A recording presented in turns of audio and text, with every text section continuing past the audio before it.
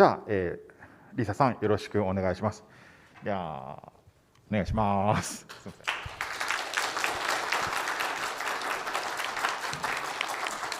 Hello, and thank you for your enthusiastic welcome. Hello, everyone in this room. Hello, everyone in the Japanese translation room, in all the other rooms in the building, and hello, everyone online, and those people who will watch this for years to come, probably.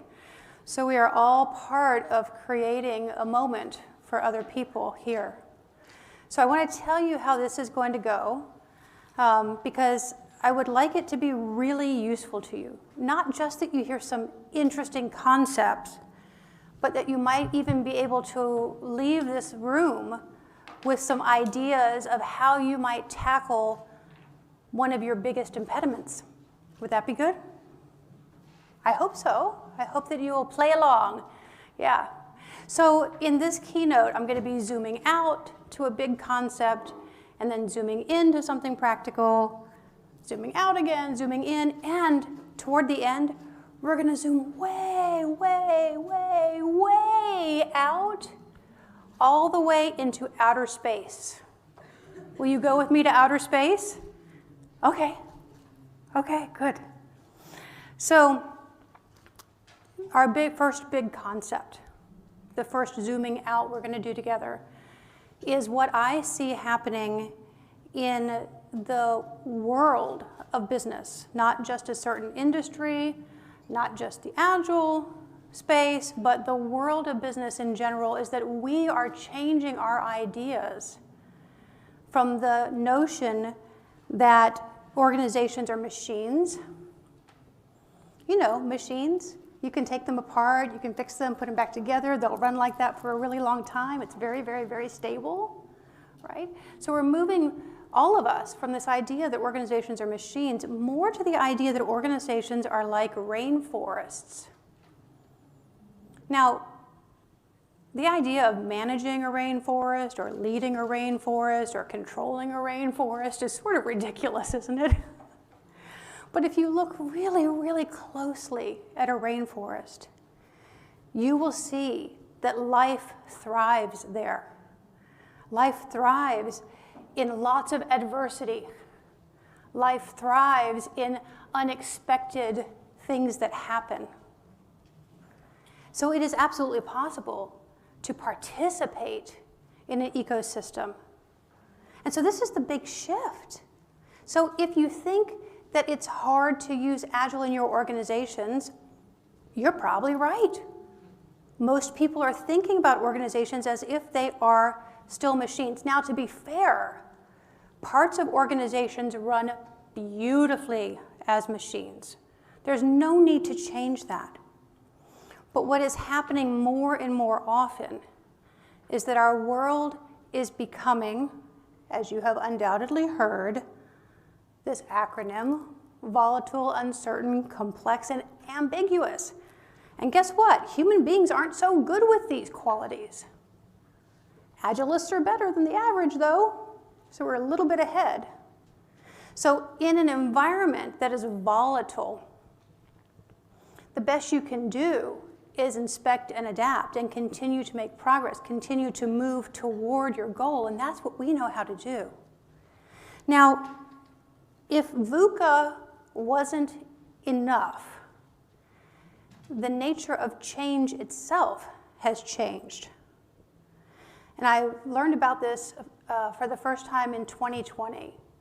And I thought that this was an amazing addition to my understanding of why things are as difficult as they are. It used to be that we would go through big changes and then it would be stable for a while. And then another big change and it would be stable for a while. Anyone remember that? Did you ever experience that it was stable for a little while? Not so. And more of our life, more and more of our world is in this situation where change is these three things: perpetual, pervasive, and the most daunting of all, exponential. So perpetual, meaning that you don't get those periods of stability anymore. It's constant. Change is coming. Next one's coming. The next one's coming. The next one's coming. Right? Pervasive, meaning that it's not just happening in one part of your life or your work. It's happening everywhere, in every part of your existence at the same time. And exponential, meaning that the pace of change itself is rapidly accelerating. Rapidly accelerating. So one of the most horrifying things someone said to me recently is that the pace of change will never be slower than it is today. So how many of you feel like you've already experienced a lot of change? Like just in the last year, like it's been a lot of change. It's been like a little bit too much maybe even. Yeah. I hope those of you in the other rooms are raising your hands too if it's true for you. Yeah. So here's the thing. If we can't control the change that's coming at us again and again and again, where do we find our sense of security? Where do we find our sense of safety? And I want to make the pitch that we find it in Agile. So let's move into that. But first, I want to just recognize that this thrust into complexity, we've sort of been, ushered into complexity. We don't necessarily want to be there, but we don't have a choice. It's exhausting. It is exhausting. It would be really nice if we could just check off that little box at the bottom that says install the Agile and be done, right? I can feel it in myself, the desire for someone to just tell me what to do, tell me how to behave, tell me what to build. And yet we are all of us, no matter what our role is, we are all called into being leaders. And a leader is simply someone who takes responsibility for the change they want to see in their own world. So, a little bit about me. Some of you know me and some of you don't. So these days I spend my time as an agility and leadership coach because you might have noticed that leaders are kind of the next bottleneck, right? I think it's pretty important for us to spend time there. Agile Coaching Institute, an organization I co-founded, trained over 10,000 Agilists in the knowledge, the skills, but also the beingness of Agile coaching. And this book, Coaching Agile Teams, is now 12 years old, and you might recognize some of these lovely people who are currently translating this book into Japanese, and I thank you very, very much. They gave a very moving talk yesterday, so if you didn't get to see it, catch it on the replay. I was in maybe the second generation of certified Scrum trainers, not the first, but pretty early on, And I have credentials in the Agile world and also the professional coaching world. Now, prior to that, I was a project management professional way back in 2000, like really, really early on, very early. And I was a project manager in all of these different industries and doing more and more complex projects and having more and more people report to me and eventually being a PMO leader twice. Apparently I needed more abuse, so I took the second job as a PMO director. And you would think that all of that experience would prepare me for Agile, but actually it was anti-helpful. So all of that experience, the first 15 years of my career, when I learned about Agile, which was honestly quite by mistake, or maybe by good fortune, I hit a brick wall. Because I didn't understand that Agile comes from a completely different place than all the ways of working that we have ever had prior to Agile. So we'll be talking more about that as we go. So these are some practices, right? Now we're starting to zoom in a little bit. We're going to talk about Agile itself and Scrum in particular. So it's reasonable for people to see some of these practices and presume, oh, I get it. I know what Agile is. And there's an unlimited number of practices, right? It can be quite a confusing world if people don't understand that those practices are simply, each of them, one known pattern for generating a few principles and even a fewer values, human values, right? So it's really important to understand as we're working with people and as we're dealing with helping them through change and also helping ourselves through change, that we will constantly be confronted with our old mindset. And every time we are confronted with our old mindset or someone else's old mindset, it's an opportunity to shift to an ecosystemic view. So, you know about Scrum, Kanban, these are all collections basically of practices. We just collect them up underneath these frameworks, because they do something predictable, right? Now, I wish someone had told me this early on. It took me years to discover this for myself, that the Agile frameworks themselves are intentionally incomplete. They're not meant to specify every single thing you need to do. They do need practices and behaviors and processes, all kinds of things from other places. We can name some of them: design thinking, lean startup, DevOps. We had this great keynote talk from David Bernstein yesterday about legacy code and extreme programming and bringing all of that forward, right? Also, we are meant to inspect and adapt our way into a way of working that works for our situation. Now, here's the point. Without capitulating, meaning without giving into these old structures, these structures from the machine age, the structures that no longer serve, right? And I get it, that's hard. Sometimes you can probably feel like you are a little salmon swimming upstream and the current is against you. How many people feel like that? Do you feel like a little salmon sometimes? I do. Now, here's the thing I love, is that the Agile frameworks are quite complete for metabolizing change. So this word metabolizing, I'm talking about when you eat food and your metabolism gets the nutrients out of the food, yeah? And this is the way we fuel our bodies.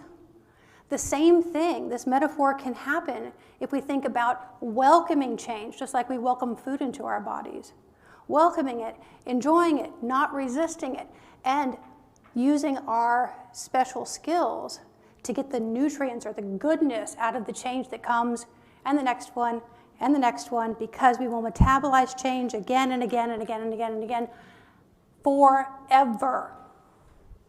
Forever. Remember, you're not going to get off the change bus anytime soon, right? We're all riding that bus together.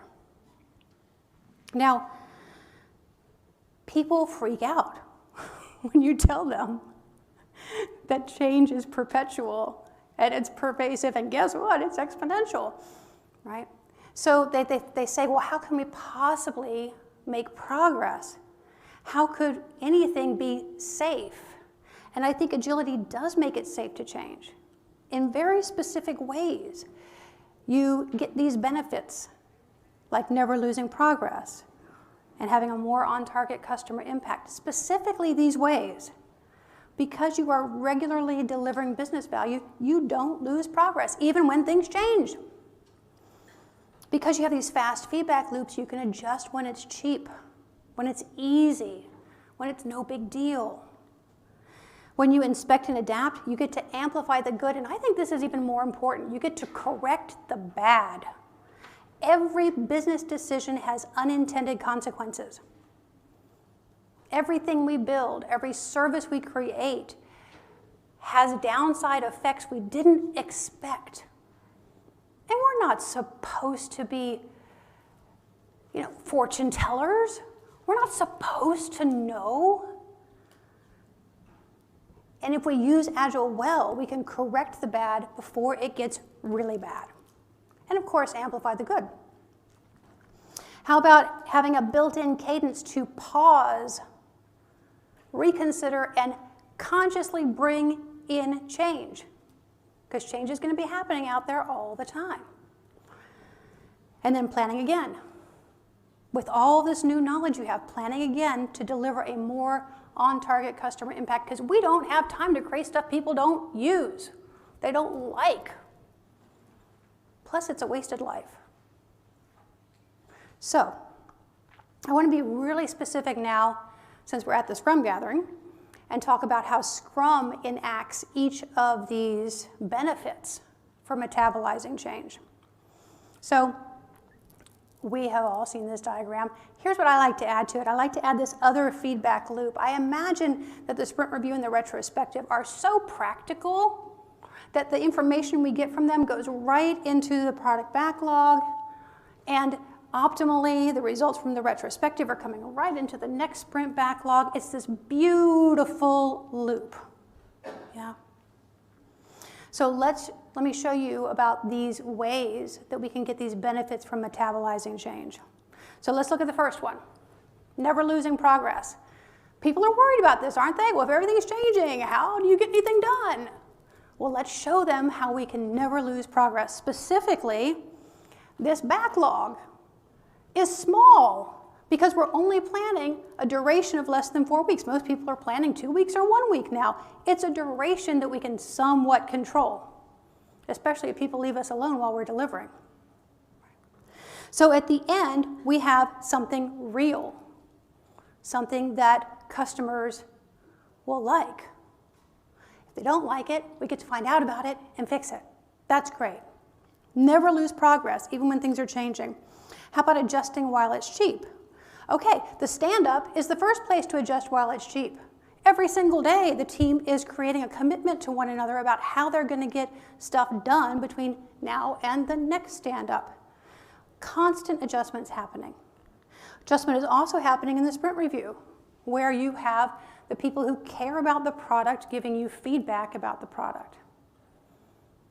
Now, I understand that I'm talking in somewhat ideal terms, but I want to make sure you understand the ideal so you know the sacrifice you might be making. For example, if real customers or people who care about the product in your organization don't show up to the sprint review.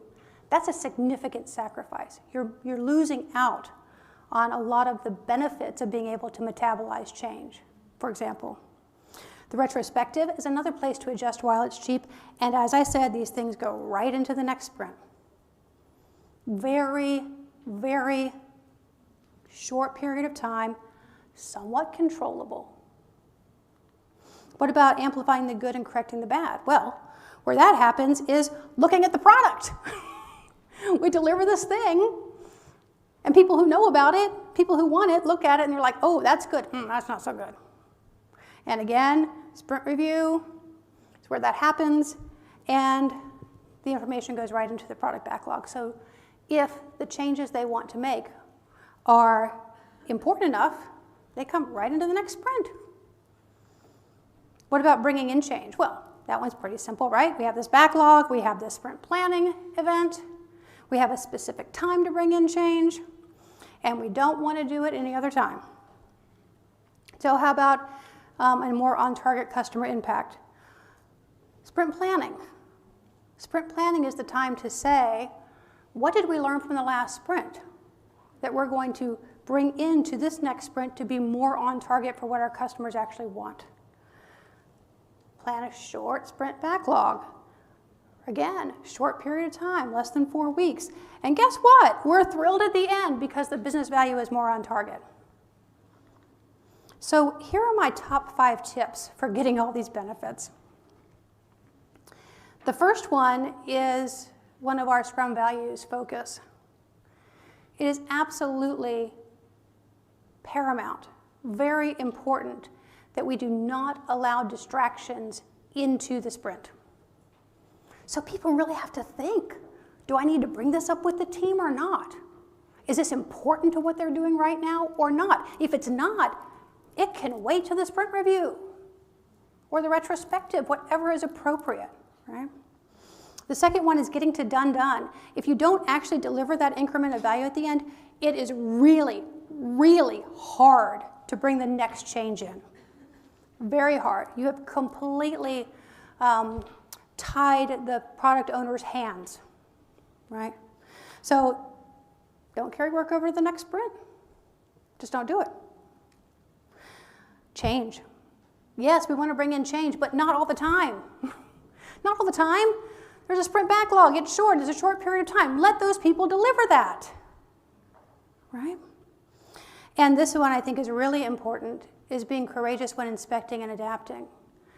Because our legacy is this machine model, I don't know if you know this, but this machine model and the idea of hierarchy and a hierarchy in an organization, guess what it was created for? It was created to assess blame when something goes wrong. So we are actually really adept at hiding. Do you recognize this in yourself? I recognize it in myself. So as much as we can, bring online that Scrum value of courage and hide nothing when we inspect and adapt. And then finally, get good at all those events. I circled sprint planning, retrospective, sprint review, all of them. Stand up. I circled them multiple times. That's because you're not meant to just do them to get them done. You're meant to actually get the juice out of them, the full purpose out of them, and actually even you're meant to get better at them over time. Like even more efficient, even more meaning, even more efficient and meaning is good enough. Yeah. So here's what I'd like you to do. I would like you to turn to someone near you and just for 1 minute, just a short period of time, just talk to them about anything that you have found interesting so far. And if you haven't been paying attention at all, you've been doing email or whatever, that's okay, let your partner talk. Yeah, or just talk about the weather, it doesn't matter. So when I want your attention, I'll do this, and then we'll see how it goes. Okay? Are you game for it? So the question is, what's been interesting to you so far? Go ahead.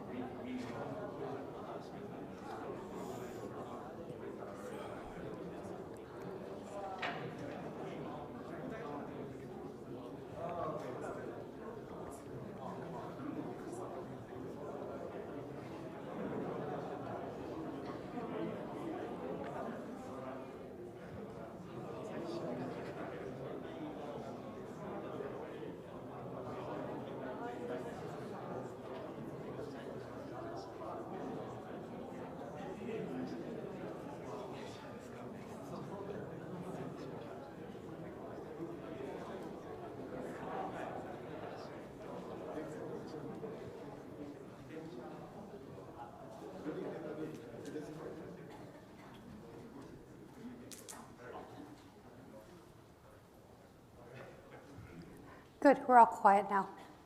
Great. I hope that was interesting to you. One of the things about, I think all people, but especially adults, and as we get older, it's really important for us to have time to talk to one another to integrate information we just heard. Right?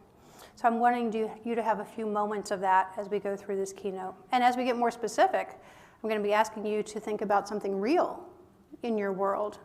And so it might be useful to talk to the same person in a little while. So these are just my top 5 tips, by the way. I'm sure that many of you in this room who are really good at this could have a different top 5 tips. That's great. That's super great. So change.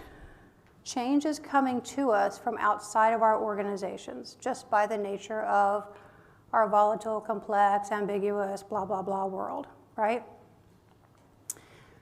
If that's not enough, change comes to us through Agile too, but in a very specific and sometimes uncomfortable way. Change comes to us through impediments. So I say that agility is a relentless impediment revealer. It doesn't create them, but it reveals the things that people would rather not look at, right? All the ways that the organization is not a match for the results that it says it wants, right? So Ken Schwaber said it this way, like, day after day, thrown up in your face, you're gonna get to see these impediments over and over again. And one of the things I often say, it's kind of a sad thing to say, is the only thing Agile is really guaranteed to deliver all the time is impediments. So here's the thing. If you're encountering impediments, congratulations, it's working. It's actually working. And I love what John Smart says in his book, Sooner, Safer, Happier. He says, impediments are not in the path, impediments are the path. Impediments are the path. So if we work on one impediment, clear it, work on the next, clear it, it will create a path for us. So I'd like you to get an impediment in your mind right now, something real in your life, something real in your work, on one of your teams, or maybe if you work at the organization level, something at that level. So I'll give you a moment to think about that and go ahead and write it down. If you have something to write on, go ahead and write down this impediment that you're thinking about. Now, an impediment is simply anything that is slowing you down or stopping you from delivering the value you know you can deliver.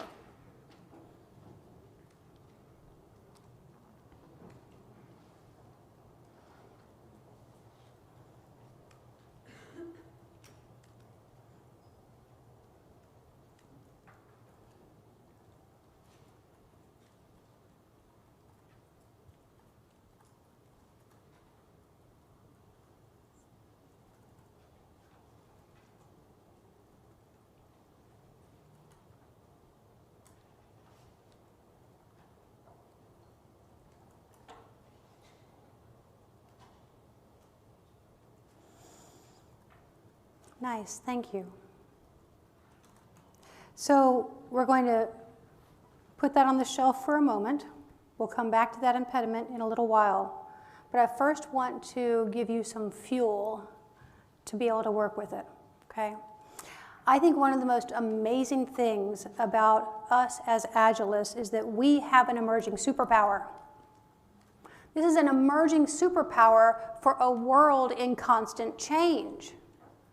We're ahead of other communities. We're ahead of most of the organizations that we're working in, right? So this idea to metabolize change for good, to get the nutrition out of it, it's a superpower. You might think it's normal, but I want to let you know it's special.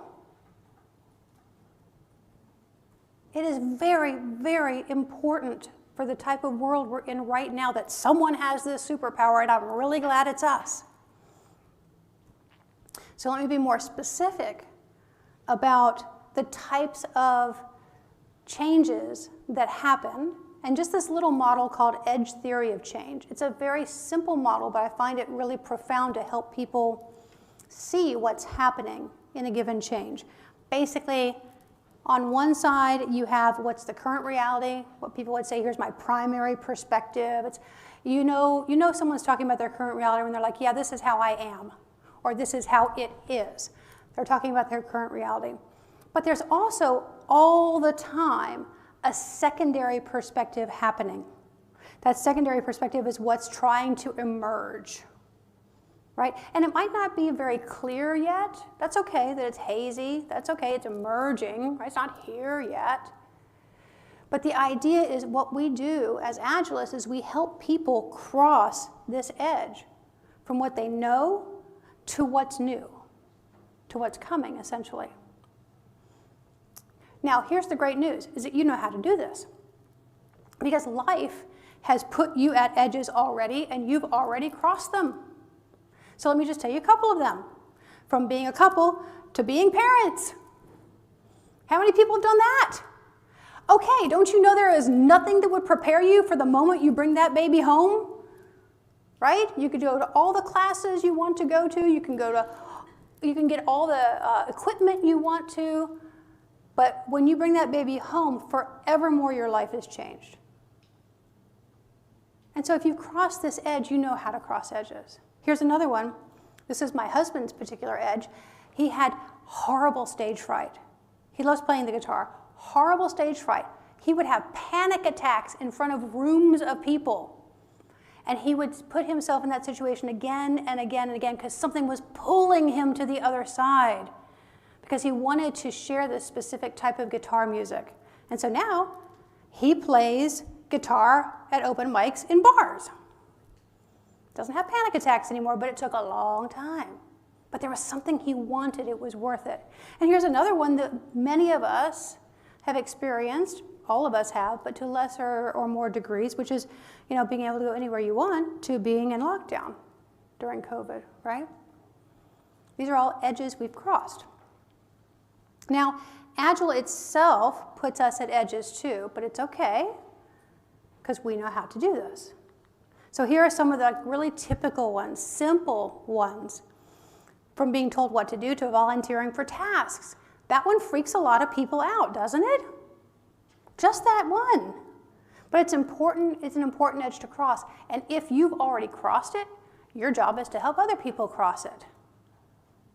Here's another one, deciding for the team. This is what managers have typically done in that machine model mentality, right? To letting the team decide, because guess what? The team is closer to what's going on. And when you have an ecosystem that's constantly changing, a manager can't make a decision for a team. How about avoiding failure at all costs? And on the other side of that edge is embracing the idea of failing fast to learn.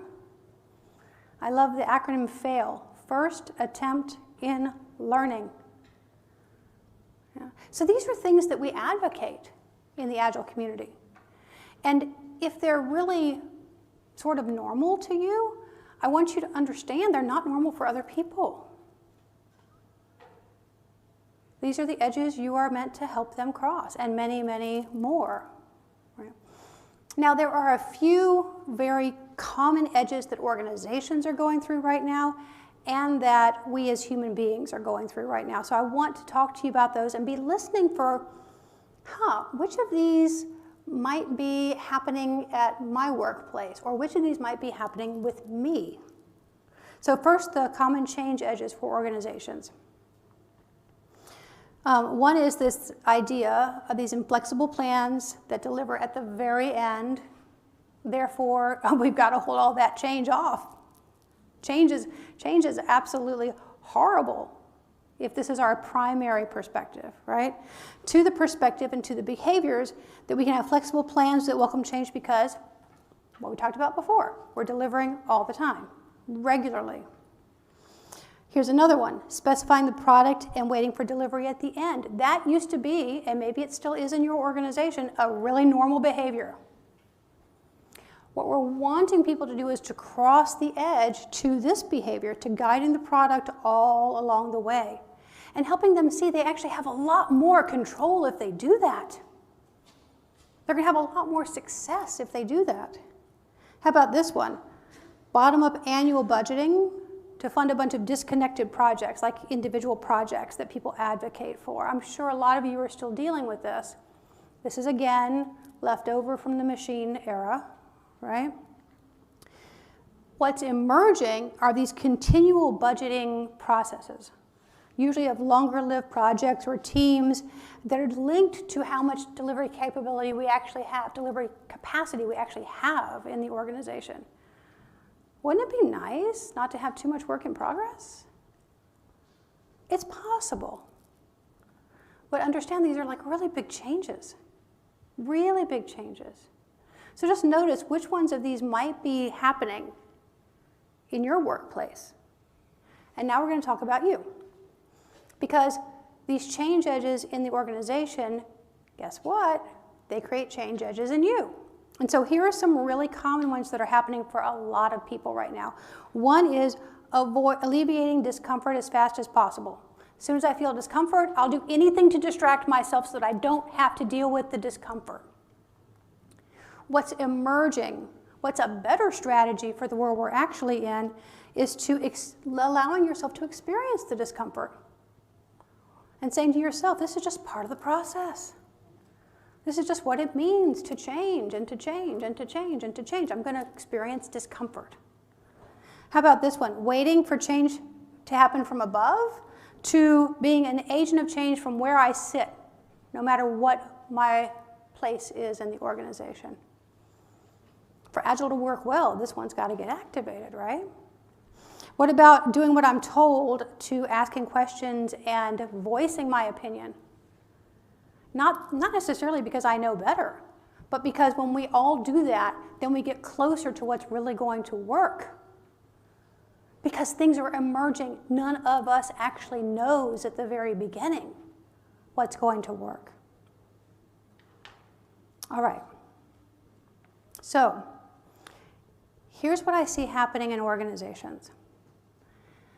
I see a lot of these change edges at play. Some of them are getting crossed, some aren't. There are other ones as well. I see us having a superpower to help people with these changes. But I also see us having problems alleviating impediments and crossing edges. You know why? The conversations we are not having. So start to think right now about some conversations that you might have been avoiding. Now, having difficult conversations is actually a skill. Here's the good news. We can all learn how to do it, right? It's not that like you have to be powerful in a certain way or have some inborn talent that maybe you think you don't have and other people do. You can learn how to bring in your courage. There's a really good reason courage is a core Scrum value, everyone. Really good reason to bring in your courage to have those important conversations. When I work in organizations, and especially with leadership teams, sometimes the weight of all those conversations we're not having is so heavy. I can feel it. I can feel it in the air. Right? So, remember that impediment you thought about a little while ago? So recall that to your mind for a moment. And then think about this. To address that impediment, what conversation do you need to have? Now, it might be several conversations you need to have. But for what we're going to do next, pick the easiest one. Pick the easiest conversation, the most friendly person, the one that's going to be most open to what you want to do. Because what I'm showing you here is a process you can use again and again and again to work through these impediments, to help people cross change edges by having these courageous conversations. So do you have people or a person in mind? Do you have a person in mind? Anyone? Got a person in mind? Okay, good, good, good. So I'm going to help you get ready to have that conversation. So in this next part, I'm going to go fairly slowly because I'm going to offer you some questions, some ideas, and if a question feels useful to you and an answer comes to your mind, write it down. If it doesn't feel useful, don't worry about it. Move on to the next thing. Yeah. So my suggestion is that there are 2 steps to getting ready to have this courageous conversation. The first step happens inside of yourself. It's the inner work. And then the second step, and only after the first step, is the outer work, which eventually results in you going to have this conversation. So here's the thing. What we're doing is not just bringing in a whole new way to work. What we're doing is bringing in a whole new way of thinking about how to work. And to the extent that you're a little bit ahead of the other people in your organization, it can be really frustrating. It can be incredibly frustrating when they don't come along with you as easily as you might like, right? And so over time, that frustration can build up to the point where you're actually not ready to have a conversation with someone because what's in front is all of your own emotional turmoil, right? So this is why this step one is so important. So, okay, we're going through this moment by moment here together. So think about that conversation that you need to have. And here's a question for you. What is your intention for having that conversation? What do you want? What do you intend to happen?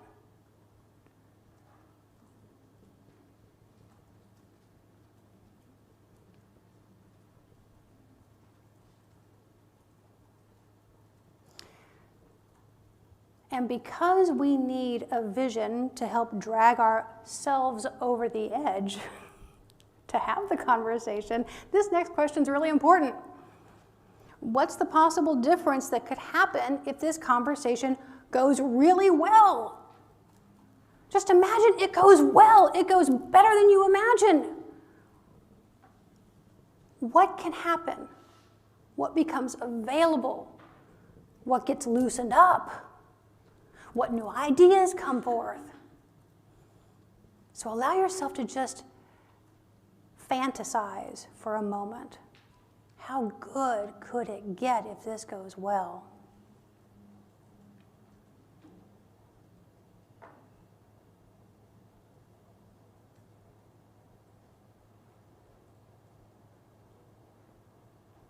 The next question follows that vision or that fantasy and gets a little more specific, like what things will actually be happening or not happening if this goes well.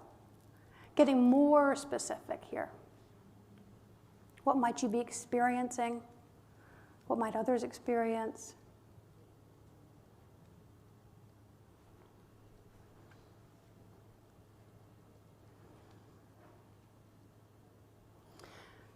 The final question here is, what do you need to ask for? There's often a request that needs to be made, and it needs to be made very clearly. So get clear for yourself. What do you need to ask for? And, or, what do you need to assert? What do you need to say? What do you need to put on the record? So when I get ready for one of these courageous conversations, I use these questions and I write all of this stuff down.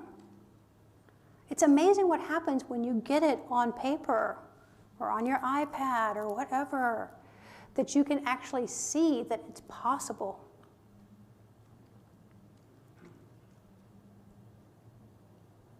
Okay. So now I'm going to invite you to have a conversation with the same person or people you talked to a little while ago. And just talk with the other person about what you're thinking about related to having a courageous conversation. And if this hasn't worked for you at all, like you have no situation in mind, that's okay. You get to practice listening to the other person, and maybe you could ask them some questions that will help them enliven what they want in this conversation a little more. Okay, just a couple minutes here. Go ahead and see if you can apply this.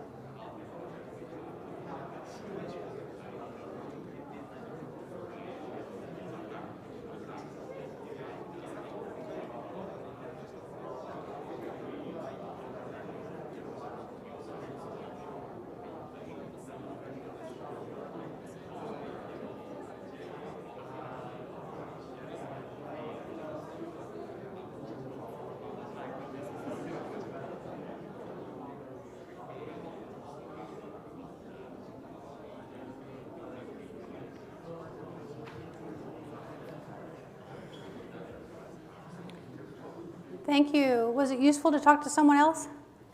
A little bit? Yeah. So I've forgotten about those of you online. Sorry about that. And if you're watching this later, here's what I suggest. Call a friend. Have the same sort of conversation. And if that's not available to you, once you've gone through these questions, get up and walk around. Change your venue. Move to a different room, walk outside, come back in. Do something that allows your entire set of intelligences to come online so that you can really get into the depth of what is needed, what requests you need to make, what you need to assert, what your intention is. These are really important questions. Okay, so the inner work, pretty important, don't you think? Because without it, all you're doing is going to this other person and you're going blah, blah, blah, blah, blah, blah, blah, blah, blah, blah, blah, and they're confused. They're maybe aggravated because they were doing something else. You're not clear. I think there are a lot of the reasons that these conversations don't go well is that this inner work doesn't get done. And if you're not clear, they're not going to respond well. But when you are clear, you go on to step 2, which, believe it or not, is practicing.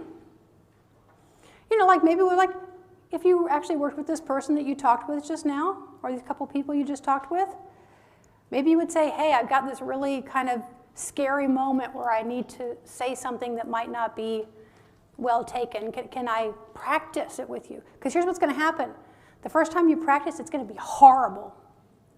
It's going to be horrible. You're going to use all these words. You're going to not really want to move into the real topic, and so you'll say a bunch of things that will confuse the other person. But if your friend says to you, okay, that was good, and here's where I got confused, or here's where I got worried, then you can say, okay, let me try again. You try again. Your friend gives you some more feedback. You try again. Your friend gives you some, what is this called? Inspect and adapt? Sounds like a pretty good idea to me. It works for conversations too. Yeah? So practice. And when you get ready to have the conversation, I suggest that you load your intention into your body, into your mind, into your energy, because you'll allow that intention to guide how the conversation happens then. Because it's really easy, especially if you're not very happy with this person, it's really easy to get sidetracked by something they do or something they say. And if you're not sticking to your intention, you'll follow them right off the road and you won't get what you need. The edge won't get crossed or the impediment won't get alleviated. And then go do it. Go do it. And of course, everything we're doing has two outcomes. One is the outcome of the actual conversation, but the other is the outcome of how good you're good at having these conversations. So every single time you do it, you get better. You know, we're meant to inspect and adapt all of this stuff, even the way we interact with each other. Okay. Now I'm going to take you somewhere really, really big. And a place that is a little bit beautiful, but also a little bit terrifying. To get us ready for that, I want you to just imagine that Agile really is this brilliant, emergent response to the complexity, the volatility, the era of acceleration that we're in. Imagine that it's arrived at exactly the right time for our volatile conditions. So I'm going to invite you to use your imagination, to take an imaginary trip with me. You're just going to do it in your own mind. You can downcast your eyes to the floor. If you want to go inward a little bit, that's fine. What you're going to do is imagine that there is a little point of light right here on your forehead, the third eye. And that little point of light beams out into outer space. All the way out into outer space. And you're so curious that you want to follow that point of light. And so you allow that to happen. You notice that you've left the dwelling you're in, the building you're in. You notice as you go further out into outer space that you can see the city or the town you're in. As you go further into outer space, you start to see the geography or the landscape of the area you're in. Further out, you can now start to see land masses. And you go all the way, all the way, all the way out into the quiet of outer space. The quiet, the void, the calm. Just allow yourself for a moment to enjoy this perspective. And in a moment on the screen, you're going to get to see the most beautiful thing. So open your eyes and see Earth rise.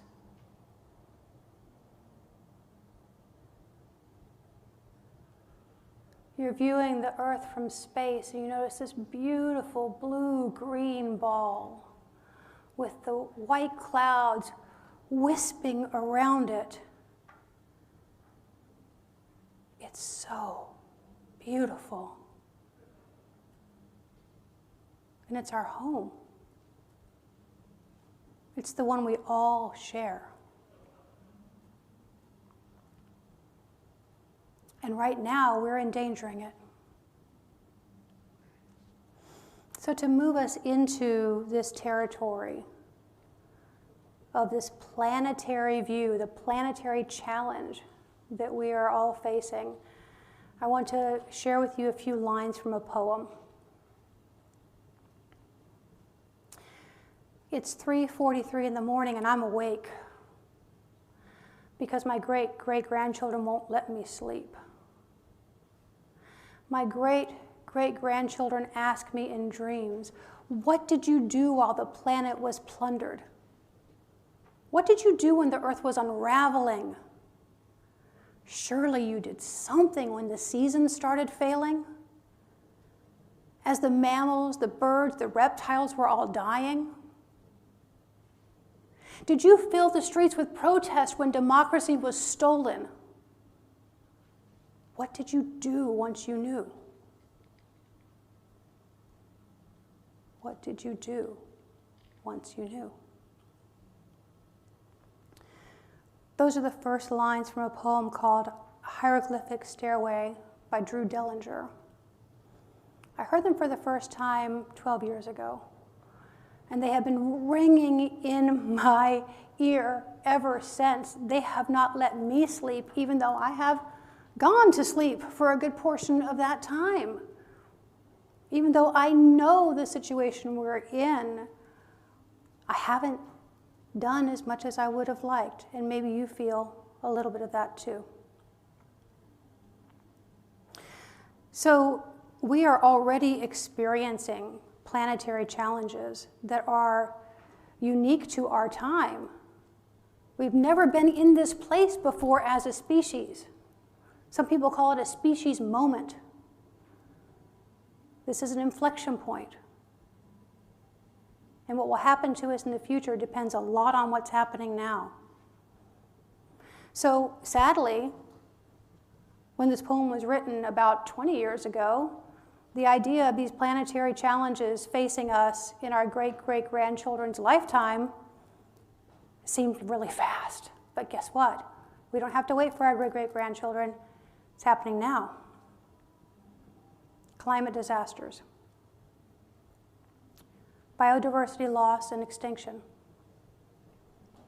growing poverty and inequality, rise of extremism, and economic systems that run on growth at all costs, even the cost to our own home. It's okay to feel sad about this. I believe we have to feel this to face it.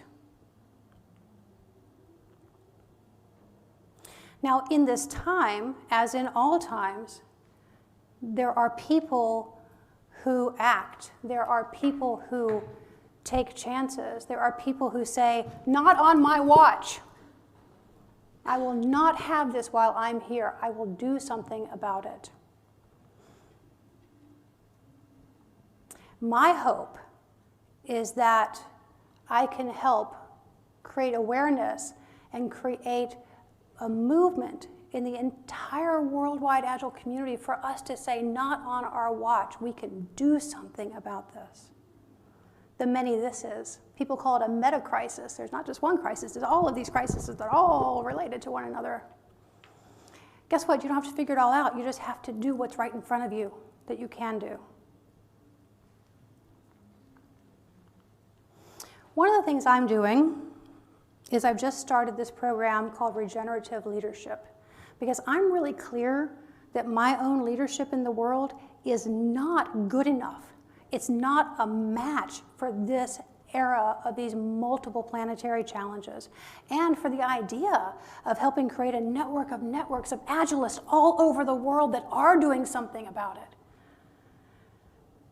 And I'm really clear that my job is to help the next generation of leaders become this kind of regenerative leader.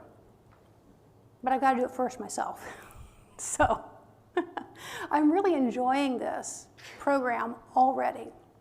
One of the things I have already learned in this program is that there are 4 main reasons why we have created the devastation that we have created on our planet. And these roots go back a few hundred years, some of them a couple thousand years, right? Basically, humans over nature, the separation that we think we're actually not part of nature is one of the reasons, the root causes. Another is our inner wisdom being dampened by our outer striving, getting stuff done and not paying attention to the answers that are actually in here. Another one is the left brain hemisphere over the right brain hemisphere. That was a split that happened actually not that long ago. Not that long ago. And another one is the masculine qualities dominating the feminine qualities and marginalizing those qualities. So the idea is that if we can heal these 4 areas of separation, that we will be in an age of regeneration. And what that means to me is that we will find new solutions to the meta-crisis that we could never think of before. You know, Albert Einstein famously said, today's problems cannot be solved by the same level of consciousness that created them. So let's dive into just one of these areas of separation together for just a moment. And it's the separation of the masculine and the feminine qualities. So here are just some of the qualities. We put them in these baskets, a basket of masculine qualities, a basket of feminine qualities. And I want to make sure that you understand that I'm not talking about people's bodies. I'm not talking about their gender identities. I'm just talking about essence energies, that we can categorize these 2 ways. And if you look at the things on the left, these are the things that the machine model really prized, didn't it? Yeah, let's get more. Let's do it. Let's take action. A bias for action without even thinking things through a lot of the time, right? And the things on the right have been marginalized in society at large, but not necessarily in our community. So I believe that we are ahead here as well, that we're already doing the work to heal this separation in the worldwide Agile community. Here's just one little way that I think we're doing that. So, of course, we're goal-oriented. Nothing wrong with that. Nothing wrong with that at all. We need these masculine essence energies. We just don't need them to dominate the feminine essence energies. See, here's how we do goal orientation in the Agile world. We do it in a collaborative way. We do it with interdependence, and we do it with a bias for flow. My God, we talk about flow all the time, right? So we're already ahead. I want you to realize how important this is, how precious you are, how important your work is for the big thing that's going on, which is our ability to have a habitat on this planet. There are amazing things happening already. I think this movement has already started. Here are some places for you to tap into. One of them is right here. The Women in Agile conference that happens next month has this amazing keynote speaker. She has been in all of the war-torn areas of the world helping build peace. That's what she does. And then you're going to have this amazing open space where you can explore all these various topics, whatever is important to you. So that's right here. Also, there are worldwide communities online starting to happen now, and here are two. At agilityimpact.org, that's a place you can go to read about what other people are already doing in the Agile community about some of these gigantic planetary challenges. Yeah, like helping a democracy emerge in Sudan, for example, using agility. Isn't that cool? There's also an agility meetup, Agility Impact meetup. So check that out as well. These are just some places to start. This past year, at Agile 2022 and at the Scrum Gathering in Lisbon, we had a panel keynote where 5 people came to tell their stories of what they're doing, how they are already applying Agile to these big things that matter to us. So, as I end here, I really want to make the pitch that we have everything we need. We have this emerging superpower to metabolize change for good. We are already, as a worldwide community, starting to heal some of these divisions that have created the mess. You know, I used to think to myself, like, oh, wouldn't it be great if there was a worldwide community that would already like move into action to deal with these things? And then a friend of mine said, like, aren't you talking about the Agile community? I'm like, yeah, I didn't realize it, but I am. We're already set up. And you know what we love to do? We love to experiment and learn and share and make things better together. That's what we love to do as a community. And as I've experienced your community here, I'm aware of how much you love talking to each other. Oh my gosh, it is so lively out there in the exhibit hall, in between sessions, how much you appreciate each other, how much reverence you hold for one another. You're an amazing community, and you are part of an amazing worldwide community of Agilists. We can do a lot together. So this beautiful place that we call home. I have one final challenging question for you just to think about. And it's this. What are you applying Agile to that is worthy of you?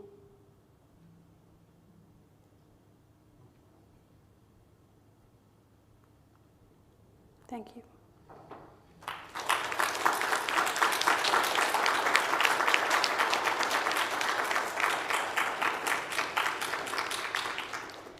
So that last bit might have been a little bit heavy. Yeah? So let's just burn it off a little bit. Go ahead, any online, in person, just stand up and move around a little bit just for 30 seconds, and then we're going to do Q&A. Go ahead, stand up, move around, burn it off.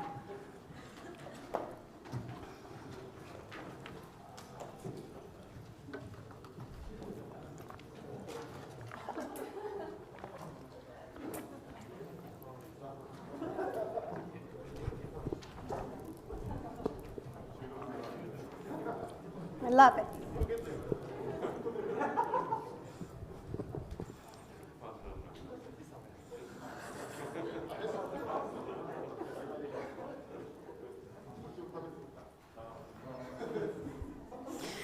All right, so be thinking about what question you might want to ask. It might be a question in general, or it might be something specific to the situation you were thinking about as we went through the keynote. We'll take questions in here, in the other rooms, online, and we'll have a side-by-side interpreter for this part.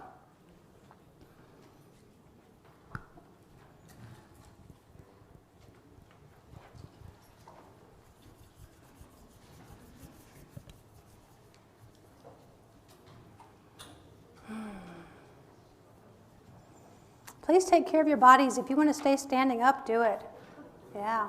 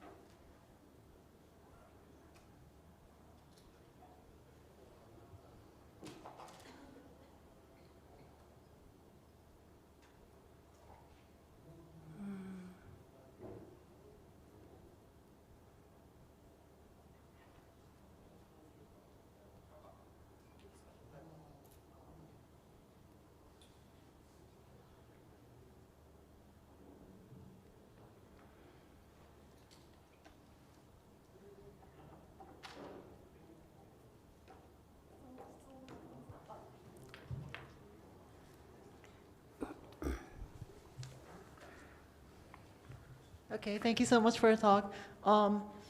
So what I really was thinking about during this, while listening to you speak, is that first of all, I'm really new to this community, and I mean, I'm a first timer here, and I'm really new to the concept of Agile itself. And while I'm trying to grasp my way into like how to practice Agile myself, or I mean, how to get myself into the mindset of Agile. Mm-hmm. But as you said, it's kind of really hard because I've really been used to this kind of hierarchical style of working where my boss would basically tell me what to do, and if he wanted to do something else, then I had to go with him. And I was in an academic field, so my boss was a professor, and he would, work on something that he was interested in for, maybe 2 or 3 years, and he would get kind of bored. It might not work out, and then I have to go to the next. And I found my way having fun doing like different things and all that, but when I'm trying to work and I'm trying to embrace myself as one of the participants in, in the business, in the team, it's really hard for me to kind of come forward and, do the things that I need to do. And is there kind of an advice that you could give me so I can get, make my first step towards being that kind of person, like a leader kind of person? セスさん、じゃあ通訳お願いします。はい、聞こえますか？聞こえてます。はい。今、講演内容、ありがとうございます。こう聞きながら考えていたことはですね、私自身はこのアジャイルコミュニティ新参で、アジャイルも非常に私にとってはまだ新しいコンセプトなんで、その実践方法、マインドセットに対して、まだまだ、馴染みが、それほどなく、やはり難しいんですね。今までそのヒエラルキーの中で、序列のある中で、仕事をしていた現場でした。実は私の上司は、大学の教授ですね。ですからいわゆるアカデミックな環境で、言われるがままに、仕事を命じられるがままにやっていた。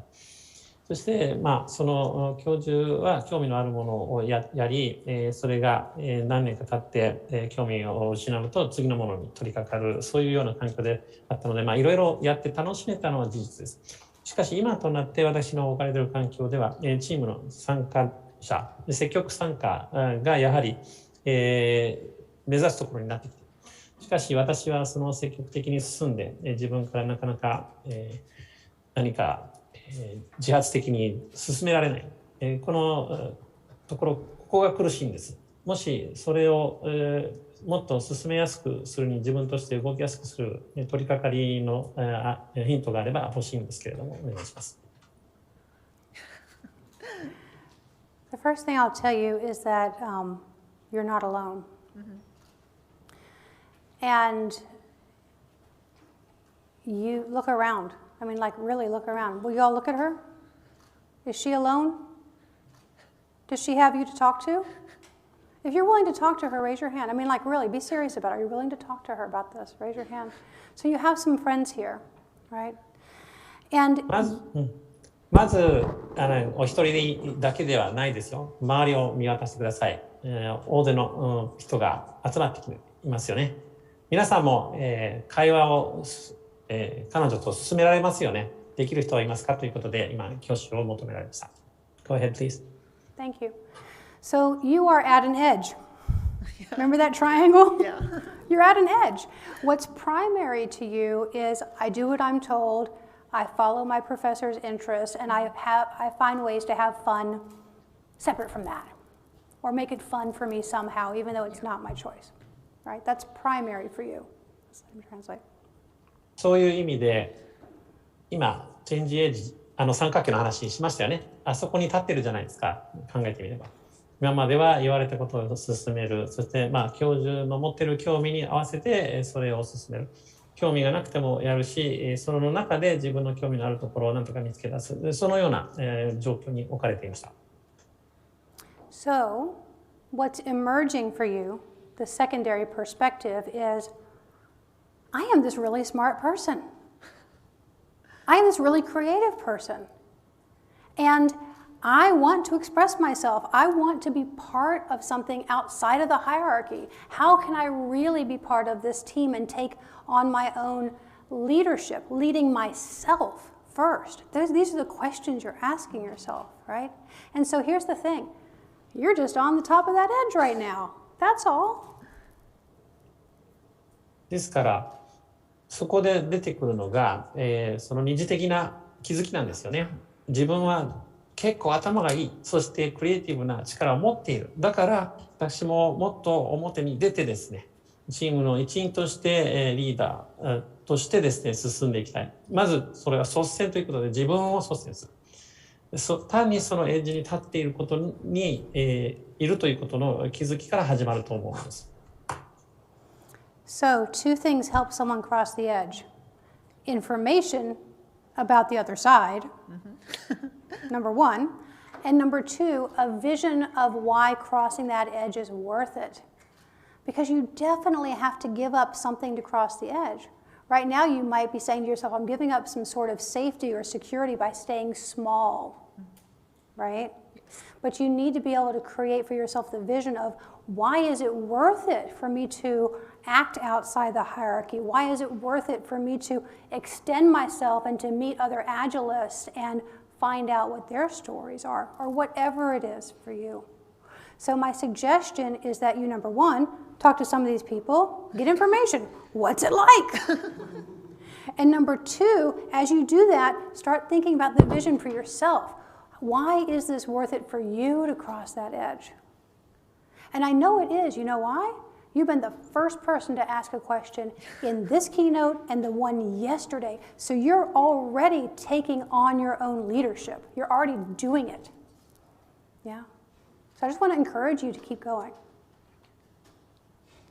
ここでどうやってそのエッジを越えていくかということになりますね。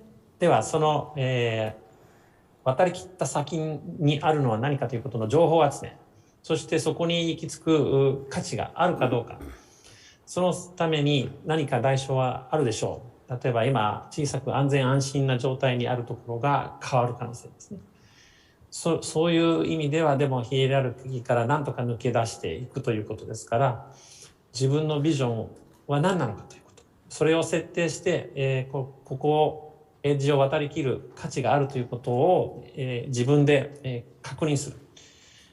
そしてこういう場ですから、他にアジャイルについて語っている人いっぱいいます。そういう人たちともぜひ会話を交わしていくということですね。話を交わす。そういうことによっていろいろ知っていくことになります。今回基調講演でも一番最初に質問を今出している自分を見るとですね、すでにその変化を求めている様子が見て取れます。そこからますます進んでください。How many of you benefited from her question? 今の質問、参考になった方、挙手をお願いします。I acknowledge your courage. Thank you so much. That will let you And cross thank the you so much edge. for your advice. 勇気ある質問だったと思います。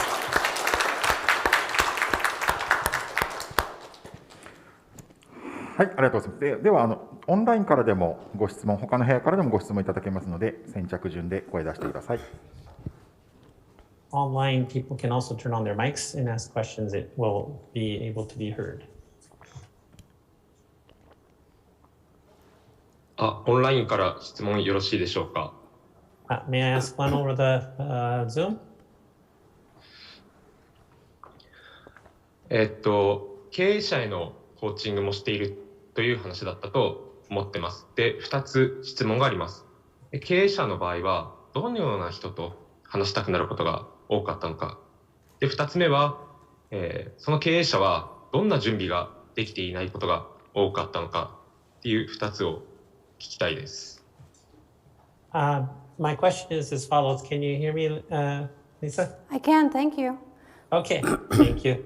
I'm online asking the questions about coaching to corporate management, which I think you alluded to in your presentation. I have two quick questions related to that effort on in your experience. Who are these people trying to get a conversation going with? And what kind of preparations were they lacking initially in your estimation?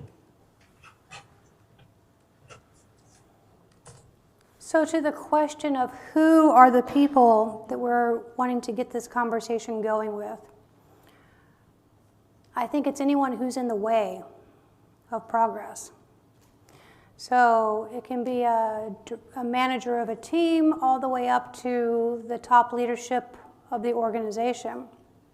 Now here's the thing. Most people don't understand that the behavior they used to have that was successful is now an impediment. So the more we can be really compassionate with them and accompany them on their own change, the more successful we're going to be. さて、最初の質問の答えを進めます。オンラインの方聞こえますか？聞こえています。はい、ありがとうございます。どの相手と、会話をしたくてというところの最初とかで、あるいはどういう人に対して話を進めていきたいかだったのでしょうかという質問の部分について答えるとですね、基本的には妨げになっている相手方ですね。これはあるそのチームを率いるマネージャー職かもしれませんし、経営陣の中の人であればもっと最上層部というか一番トップの経営陣のところのメンバーがもしかすると対象になる可能性がありますよね。でここが面白いことで、今までうまくやっていたんですよ、こういう人たちは。それがうまく回らなくなったというところにあるので、こういう会話を持っていこうとしたときに、そのことに対して非常に温かくですね、対処していかないと会話を進めるのが難しくなるという点があります。Will you ask me the second question again, please? Yes. The second question is what preparations seemed to be lacking initially for these people that you were coaching to be able to have that conversation that they wanted to do. So for people to have the type of conversation that we walked through in this keynote, I think it's just knowing that you have to prepare for a conversation that's lacking. I mean, most of us just go and talk to people with no preparation whatsoever. We don't get ourselves clear. We don't make clear requests. We don't articulate what's important. And therefore, when we go to have the conversation unprepared, it usually doesn't go very well. And then you think, oh, well, I guess we just have to live with this impediment. Or, oh, well, I guess that's just the way that person is and I can never change it. Neither one of those things are true. And here's the good news. If you do have a conversation and it doesn't go well, it's not the end. You get to try again. Maybe this time, learning from the experience and getting better. そうですね。2つ目のところはどのような準備が不足していた様子だったかという質問だったという認識で、答えていくと、まず、会話というのは今回の基調講演でも、指し示したような会話をやろうということにおいては、とにかく何も準備せずに会話に臨んでしまう、というところからすると、まず自分の内面的な準備から始まって、どういうような依頼をかけるのかということをはっきりさせる。それからどのポイントとして重要なところを押さえてはっきりさせていくということ、これを事前にやらずに、もうなんていうか会話しにもう準備なしで入っていって、そうするとダメだったらやってみたけどそのような人だから結局変えられないしうまくいかなかったおしまいというふうになりがちですよね。でもこんなことは全くなくて、うまくいかなかったとしてももう一度トライすることも可能ですよね。そしてそれ1回目の体験を糧にして、もう一度トライすることもできるわけですから、とにかく、そういうことになると思いますね。I think we probably have time for one more question, either online or here.I see someone about to get out of her seat. Yay. すいません、じゃあ日本語でごめんなさい、言わせてください。私たちはウーマンアジャイルジャパンは1年前から立ち上がって、その女性のリーダーを増やしていくっていうことに取り組み始めました。何日か前にすごくショックなニュースがあって、そのアメリカのGAFAとかその IT 系の先進的な企業で、女性を多く取り入れている会社さんたちがみんなそのレイオフをしていると。でそのレイオフの割合がやっぱり女性とか、契約社員さんとか、そういったマイノリティが多いっていうニュースが飛び込んできて、で女性のリーダーを増やしていくっていうことをやっぱり意識的にやっていこうっていう流れの中で、結局これが意図的なのか、たまたまなのか、私にはそれは分からないんですけれど、結果として、そういう女性が減って、そのリーダーが減っていくって言ってるそのスナップショットがあるっていうのを目の当たりにした時に途方に暮れてしまいました。で、純粋にこれをどういうふうに自分として受け取ればいいのか、でそういったところをリサにもぜひこの印象というか、あなたがそのニュースをどういうふうに受け取ったかっていうのを聞いてみたいのと、そこから私たちはどういうふうに進んでいくべきなのか、っていうところをちょっと話してみたいなと思って立っていました。Thank you. Allow me to ask a question in Japanese. I've been involved in the Women in Agile conference, and its impetus relates to increasing leaders who are women. But just a few days ago, there was some shocking news that came through to us here regarding leading IT company in the U.S. Where layoffs were announced, and it seemed to indicate that the proportion of women, minorities, and other people who were on short-term contracts there was a higher proportion of those people being affected. So if this IT company, by the way, was making news also in its initiative to try to get more leaders who were women and more. They were hiring, trying to be more active in hiring women, and yet now we see this. So what happened? Was this just some sort of happenstance, or is there some intention behind it? And there's so few leaders who are women. I feel so hopeless in this kind of when you hear about this, and I'm just trying to purely, first of all, ask your support in helping me accept this, or I should say, how should I accept this? Is my question to you. And also, I wanted your impressions on this type of news that's been coming out, and then finally, how you would best answer the question that I have is, how do we move forward in the midst of this? So I don't know that specific example. I can't tell you what they're thinking. It just pisses me off, but beyond that, I really don't know. But I can tell you that every year the McKinsey does a survey called Women in the Workplace. It comes out in about October of every year. And broadly speaking, the number of women in leadership positions is going in the right direction. It is increasing. What I learned, which is something each one of us has the ability to impact, is that it's not so much the glass ceiling that is keeping women, minorities, other underrepresented groups from moving into management and leadership. Not the glass ceiling anymore. It's called the broken rung. So like a ladder has rungs, it has, like this, how you climb a ladder. The broken rung happens at the first level of management.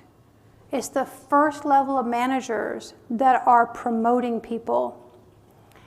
And that first level of managers promotes men over all other groups. Now, even women at that first level of management promote men over all other groups. So, of course, we are in this inherited system of patriarchy. We are. I have no idea how long it's going to take for us to continue to work at this. But I do know that understanding the broken rung is a really useful thing for managers to understand. When I have told managers about this, they're like, oh my God, I've done that too. And now they can change their behaviors. And when I think of the unfairness. Oh, sorry, Lisa, can I take it that far? Oh yeah, thank you. Sorry, I forgot. I got upset and forgot about you. Yeah, go ahead. That's okay. 今の、説明された事例については特に認識していないのですが、聞くだけで、激しい怒りを覚えました。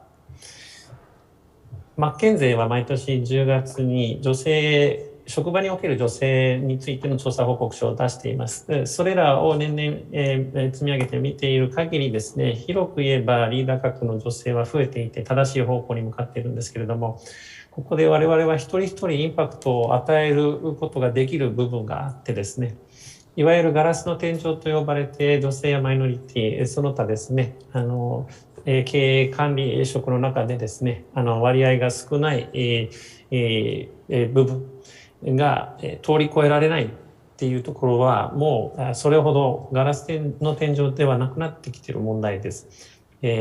これは、はしごに例えたらですね、一つ一つ段がありますね。これは弧というんですけれども、はしごの弧が、のうち一番最初にはしごに足をかけるところの弧が壊れたっていうブロークンラングっていう英語が大切なんです。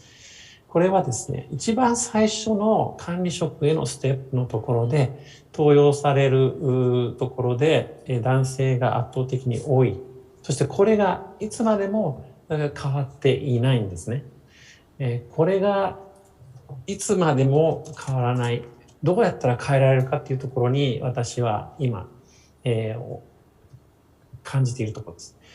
そして実はこれは女性の人がそのマネージャー職の登用を決める場合も男性の人も両方とも同じように、男性の方を多く、選ぶ。最終的に登用することをしているんですね。このような男性主体の構図がいつまでも続くとなると、我々としてはいつまでこれが続くのか、どうすればよいのかというところになってきますよね。So to your question of how can I accept this, I don't want you to accept it, but I think I want you to understand it from a different perspective. We've been talking about edge theory of change, right? So edge theory of change applies to one individual person, a team, an organization, or a whole society. So if we think about the edge that we're on as a global society, the edge we're on is promoting people who fit a certain mold that are very much related to that machine model, that industrialized nation kind of model of working. Right? But guess what? It's not working. It's not working. So what's happening is we're getting pulled over the edge to knowing that we need lots of different perspectives. We need people from different backgrounds, people who've had different life experiences, all of these things to bring the richness to the complex problems that we need to solve. So let me stop there, and I'll continue in a moment. そこで質問されていたそのニュースを受け入れることですけども、私はまずそのニュースを受け入れることはしてはいけないと思いますけれども、その意味で別の観点から捉えていきたいですね。今日の私の話はエッジの変化論について説明していましたけれども、それは一人だけであっても、チーム単位であっても、組織全体であっても、あるいは社会広く、または世界中の人間を集めた一つの社会に見立てても、エッジに立ってどうやって乗り越えるかっていうことも言える部分があります。そして今まではこのマシン社会ということで機械式にやってきた。そうすると機械にはめるということになると、決まった形のものしかそこに入れ込むことができない。でもこれはもう通用しなくなっている社会なんですね。そしてこれはもはや今後通用しないということはもはや知られていることです。いろんな見識を持った人々が必要。その意味でいろいろな観点から、いろいろな切り口を持っている人たち、そしていろいろな体験をしてきた人たち、多様なメンバーを集めていかないといけないことが分かっているんですね。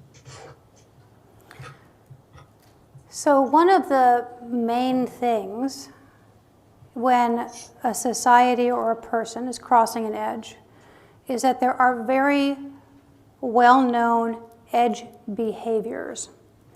And one of those edge behaviors is called zigzagging over the edge.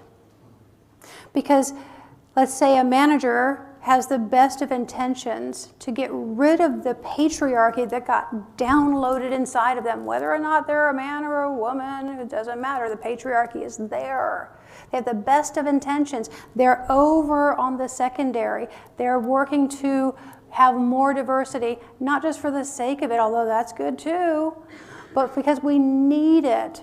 And then stress, worry, some external force. And what do?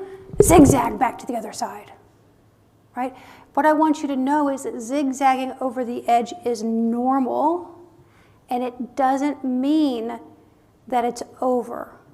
What my coach tells me is that when someone zigzags back to the primary, they're just getting ready for a better leap across the edge.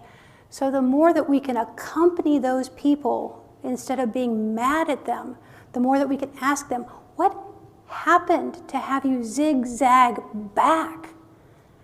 Help them figure out what they want to do to stay over on the other side. That can be really useful. And let me also tell you that it is freaking exhausting for those of us who are marginalized to do this heavy lifting. But I don't know another way to do it.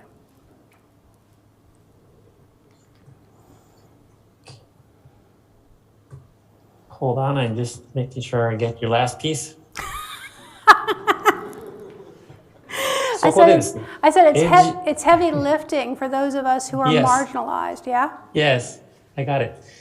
Okay. そうですね、このいよいよエッジを渡るというところになったときに、いろいろな行動パターンが実はあってですね、一つはジグザグ行為があるんですね。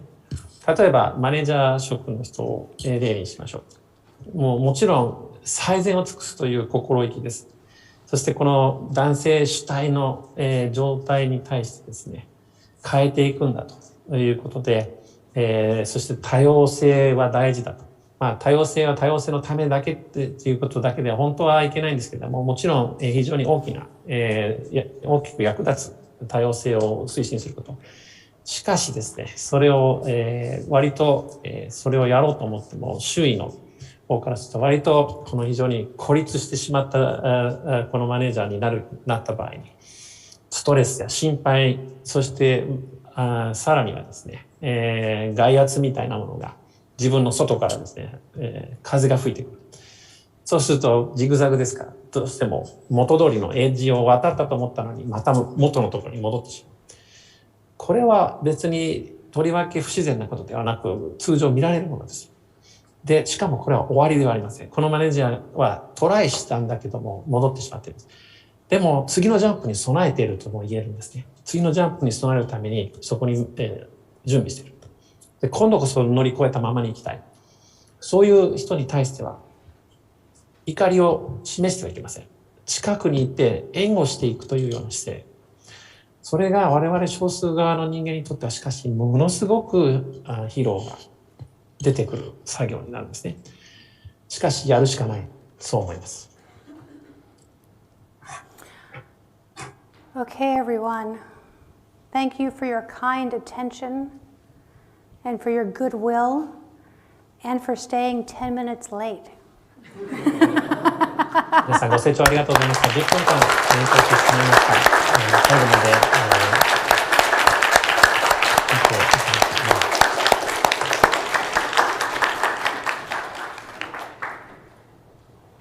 Thank you so much. ありがとうございました。通訳さんもありがとうございました。ここで、貴重講演はこれで終わりにしたいと思います。通訳これで終了で大丈夫です。お疲れ様でした、節さん。どうもありがとうございました。はい、Thank you. We are now closing the session. Thank you.